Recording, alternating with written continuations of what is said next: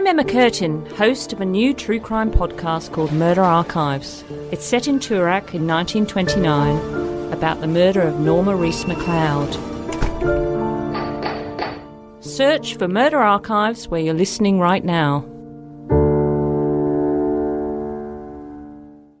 If you've said the answers or the... when you, it's like doing stand-up, you do 3 gigs a night, you can't remember whether you have done the setup for a callback kind of brain thing. goes into overload because you can't... How many interviews do you reckon you did on radio as Russell Coit? Probably about 40 or 50. Wow. Because the thing is, if you offer like Bathurst FM, even Adelaide, Perth, they're all going to take you up. There's not one station that's going to say no to Russell Coit, I reckon. Well, unless maybe a few of the ABC ones would say, "Oh, here's a bit," you know. I did ABC Western Australia yesterday. Oh, that's ABC Western Australia is very laid back though, isn't it? Yeah, and it's good because you can talk a bit quieter, and so you don't have to hit, when you do Breakfast FM, you got to hit the jokes a bit louder. It's Wiggy and the Fat Man. Yeah. We've got funny man Russell Coit on the phone, and then you just got to go bang into your material because there's no point. Because I do this thing where I pretend that I'm out in the middle of the outback and I'm bogged and I apologise for not going to the radio station. And that's a good start. Yeah, so sorry guys, can't get there because I'm stuck here just outside Kununurra.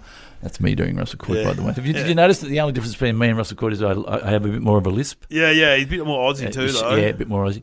And my other character, Kel, is exactly the same. Kel has. No, he's got more. He's got a lisp too. He's more feminine though. Yeah, you're right, actually. Yeah, more feminine. Yeah.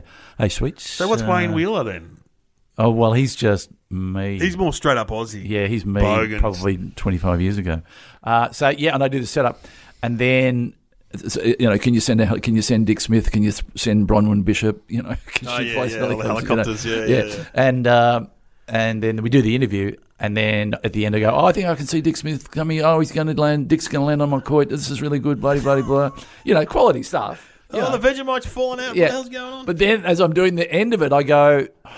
Because sometimes I don't always do the setup. Yeah. Because they go straight into the interview. So because you've done so many, you can't remember who you said what to, what you said. So, it's all very well for us to say showbiz is easy. Well, it's not. It's not. Do you do it from home or do you have to go into an office? I love doing it from home because I can be anywhere. Being in the studio doesn't quite work. But in 2018... it's so competitive, the radio world. They want you in the studio. And if you're not in the studio, do it down the line. So you can be, theoretically, in any studio around But surely Australia. the regional ones you just do on the phone. Well, yes, I did a day on the phone yesterday, but last week I did everything in studio. Did your ear hurt? Ears hurt? Yeah, from the phone. Your ear hurt from the phone. Well, I did it with... I've got those little... Apple things, which apparently don't sound as good, but I just did that walking around my office, and then I can stand up and move my arms around and go down the shops. Yeah, well, there was a time we got time for this. Last time I was doing Russell Coit, I was at a breakfast radio station at about 5:30 in the morning. I got a call that my father had gone into hospital and that I had to go down and see him. So I was doing. Because I live in Victoria. Yes. I was in Melbourne. I had to drive to Geelong. So I was stopping every 10 minutes driving down Geelong Road to pull over and do an interview. Oh. And then I got to the hospital and I had to go out into the ambulance loading bay and pretend to be Russell Coit, pretending he was in the middle of, the Simpson Desert. And then go back and check with the doctor and come back out again and turn the funnies on. Oh, yes. So look. That's hard. My daughter was in intensive care when she was a baby with a... She's 12 now, so she's fine. But my phone went off in intensive care. See, that's a no-no. Not the greatest moment ever. And you took it. I took it. It was someone about a gig. Yeah, no worries. $400 cash. I'll be there. Yeah, no, I'm in hospital with my daughter. Yeah, no, all right. Oh, is that the music? We should. Oh my God. Yeah, that's the sign that we're just probably prattling on a little bit too much. Hello and welcome to Somehow Related, and now please welcome your hosts Glenn Robbins and Dave O'Neill. Well, welcome to the podcast, Somehow Related, and it is where we get two topics, and they don't seem related, do they, Glenn? But they are. And we get the answer then from Sam, our lovely robotic help. And also, if you're wondering about the show and you're really intrigued, go to the show notes, and it'll have links to stuff we talk about. Yeah, so film clips or... All of Glenn's 40 radio interviews are on there. It's amazing listening. Hear him do the same joke over and over and the different reaction from Rabbit and the Big Boy and...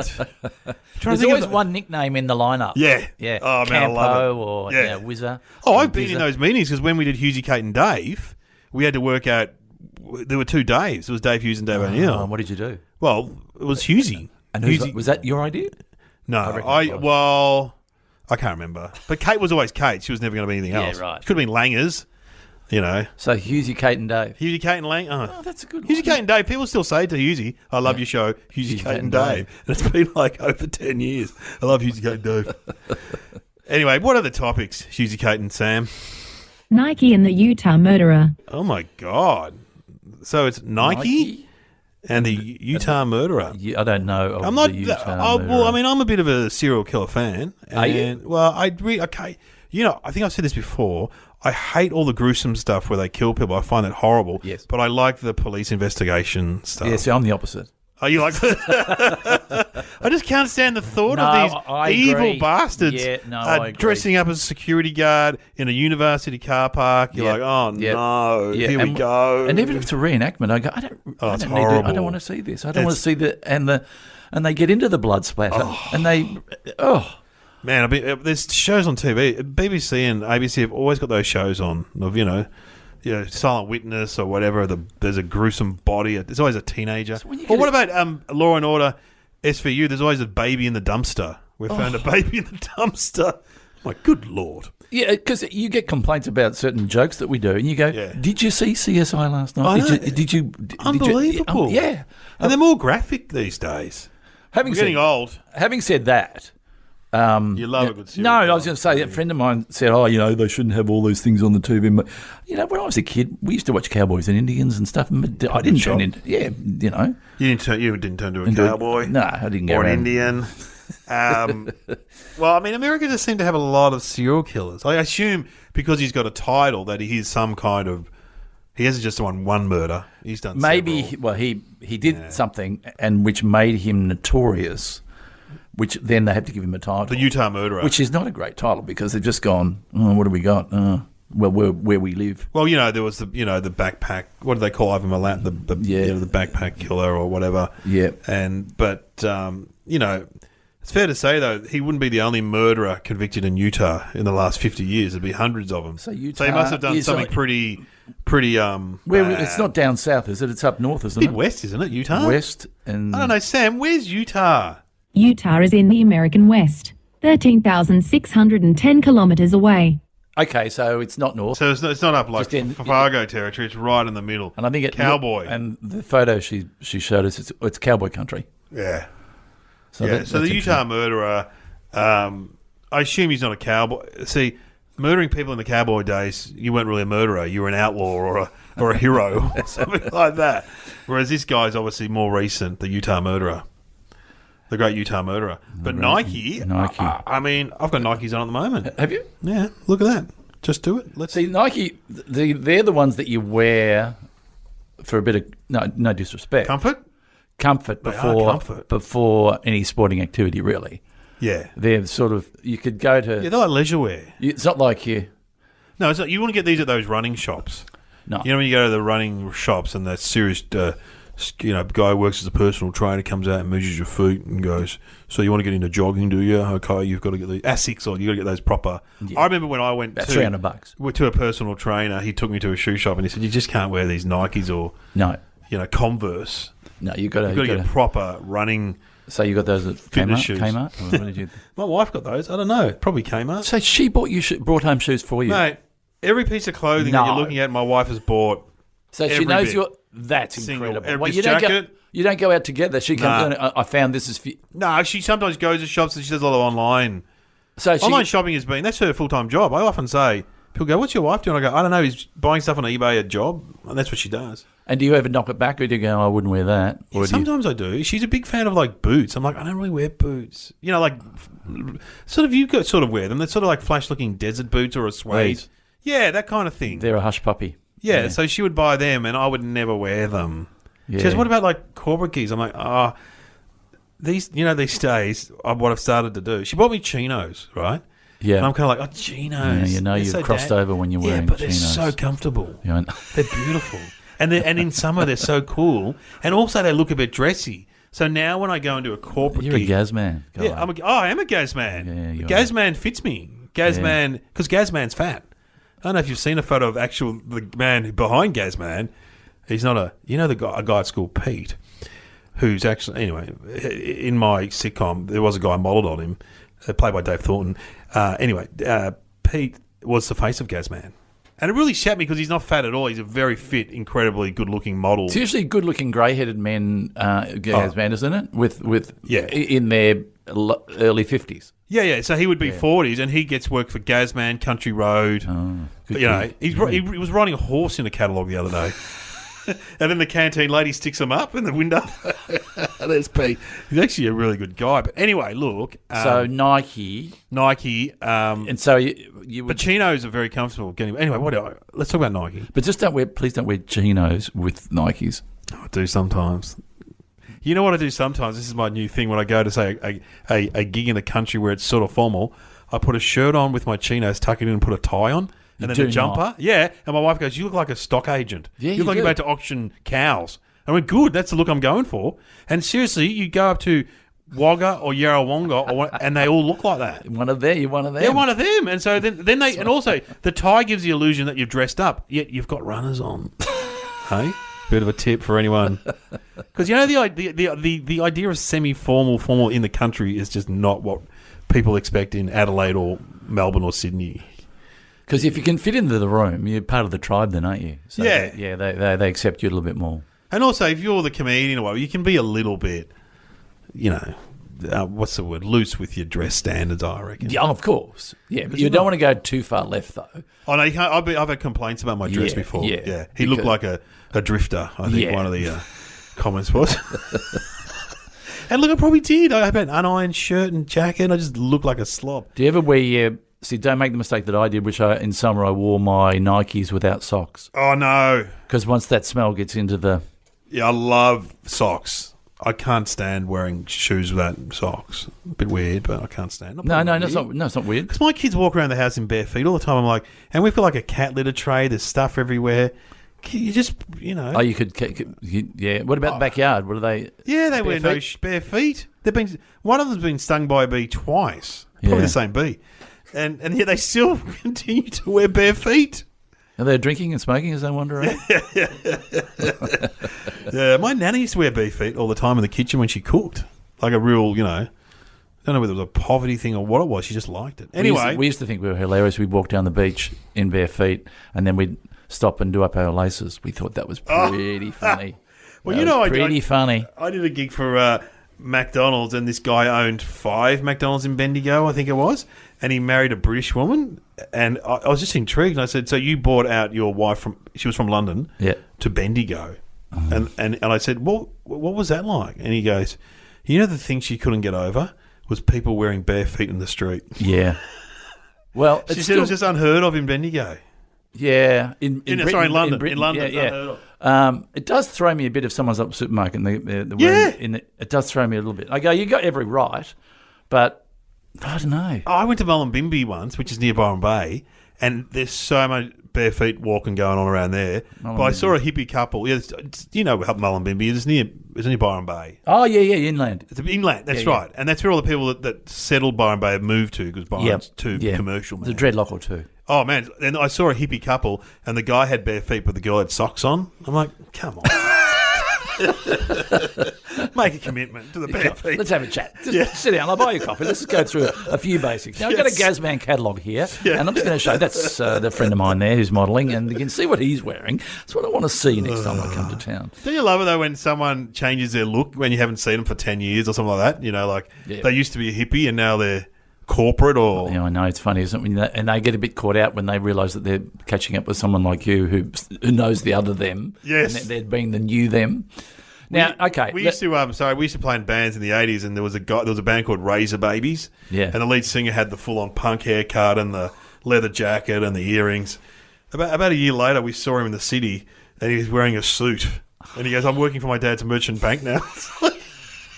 He's going, transformation. Well. Okay. So, I hate to say it, and I know we talked about this earlier, but if you were a murderer, what would be your shoe of choice? A shoe? Oh, wow.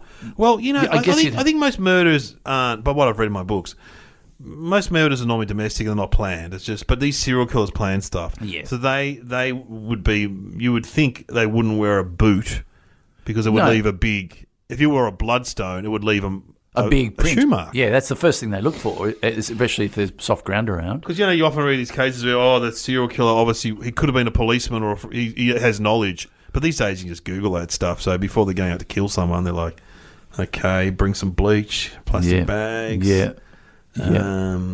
That's what's that blue that lot? Yeah, that's right. Do all that stuff.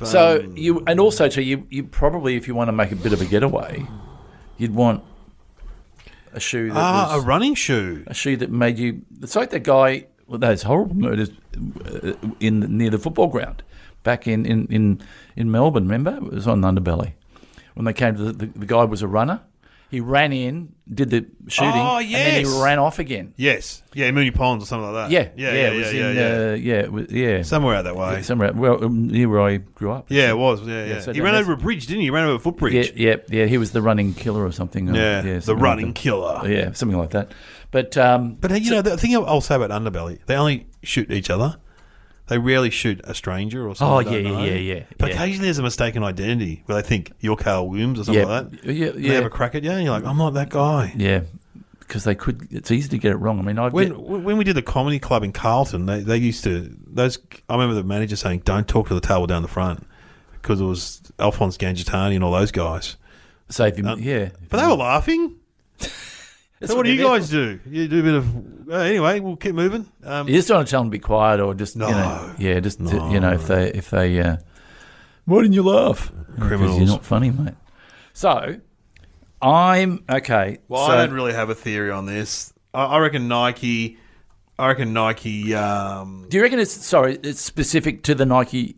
to the Utah It must be murderer? Nike. Yeah, so it's not just runners. We can rule out Adidas and Puma. Yep. Interesting fact, Adidas and Puma, I think it was owned by two brothers, and they split and formed two separate companies on separate sides of the river in Germany. There we go. Somehow related. There's something for nothing. I think it was Adidas Puma. Anyway, something for nothing there. I reckon... Are you want Think Music? Yeah, let's think. What can we Because I even though if you've decided what it is, I still enjoy the Think Music. Okay, what are we going to have? What is there, a Nike ad? There must be a Nike ad. Is there... Well, they say just do it. we'll have a Nike ad. Yeah. Smash, little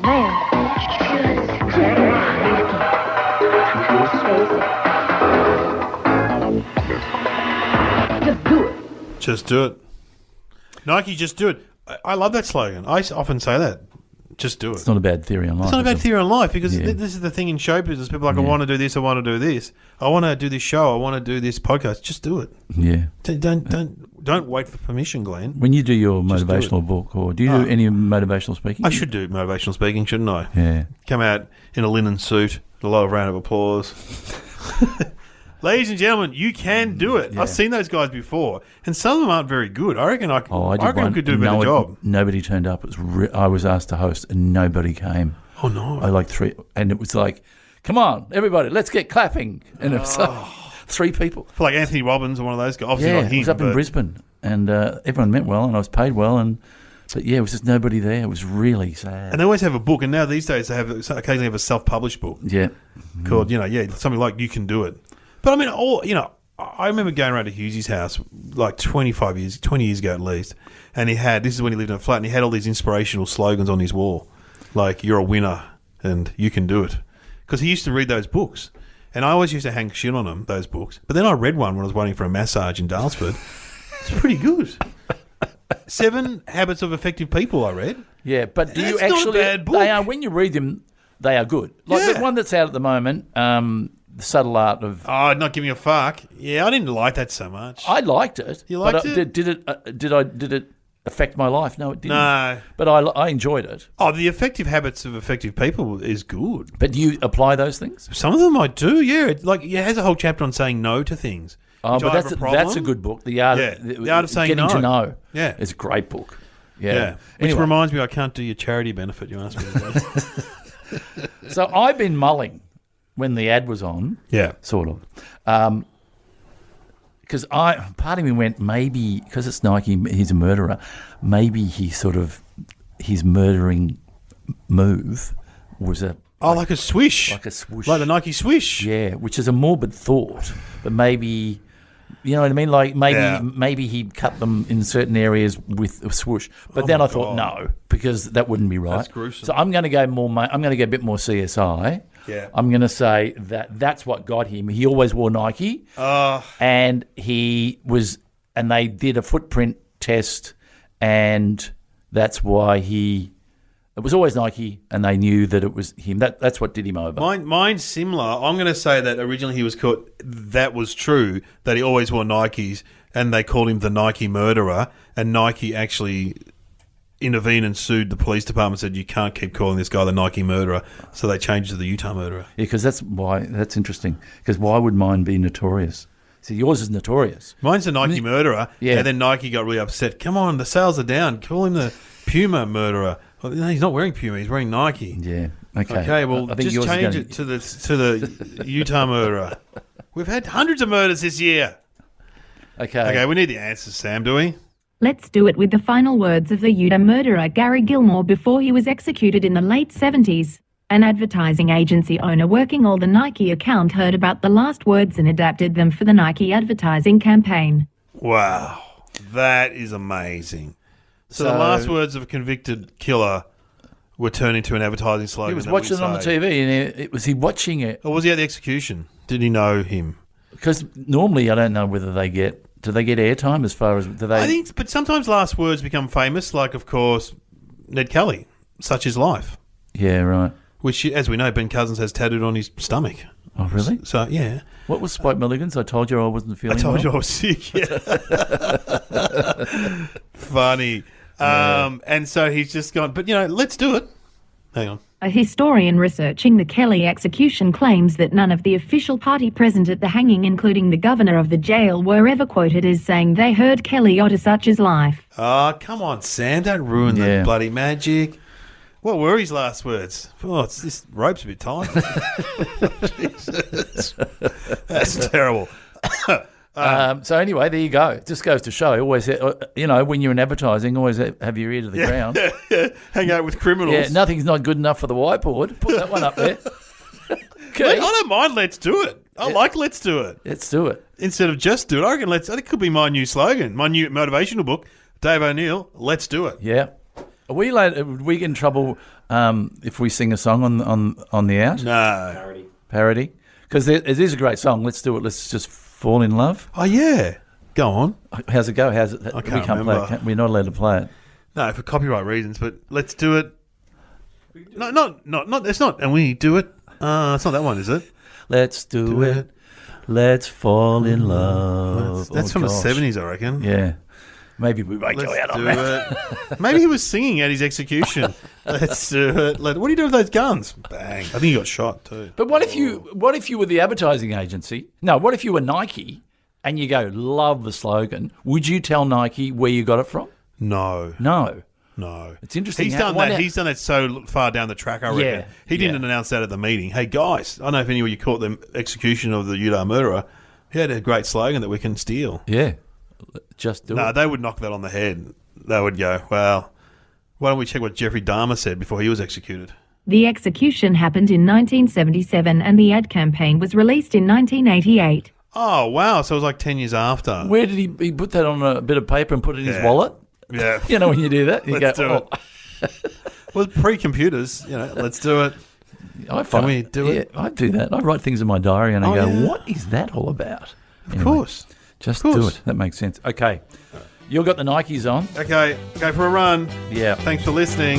You have been listening to Somehow Related with Glenn Robbins and Dave O'Neill. Yeah, things you put in your diary. Hang on, I was looking at this the other day, and you can't remember what they mean. Yeah. I'll read one out from my diary. Hang on. This is from, good. This is from, I don't know if it'll be good, but I've got one. Get, I'll go right down get the special end. cream for rash. Martin Gambino Antiques Roadshow. What does that mean? What is that? What is that? I know what it means. What? I reckon it's something to do with the mafia turning up to Antique Roadshow and they're bringing something that maybe they got bullet holes in them. Maybe the furniture or the thing has been. Maybe. This is for stand up. was- Was it for stand up? Yeah, I don't know. And this was an idea. I think this was an idea that you had, or someone had. Shows where nobody goes. An idea where I go to these places and do gigs, and I've written down prison, oil rig, Antarctica, troops, ship. You know what? I reckon you're 75% there if you've got a good title. Shows where nobody goes. Good title. That's a good title. You reckon that's a good title? It's a very good title. Shows where nobody goes is a great idea. And you do stuff. You do those little. You go Antarctica, or you go in prison. You go. I really want a title that rhymes. I like. It does rhyme. Shows where nobody goes. Oh yeah, shows where nobody goes. Yeah. It's like I love Hughesy. We have a problem because that's funny. Yeah. Or Trial by Kyle. Yeah. That's a brilliant. It's a sticker. I was lying about it last night trying to think of something wrong with Dave. All I could think was Dave goes on a rave. Yeah. Dave gives a wave.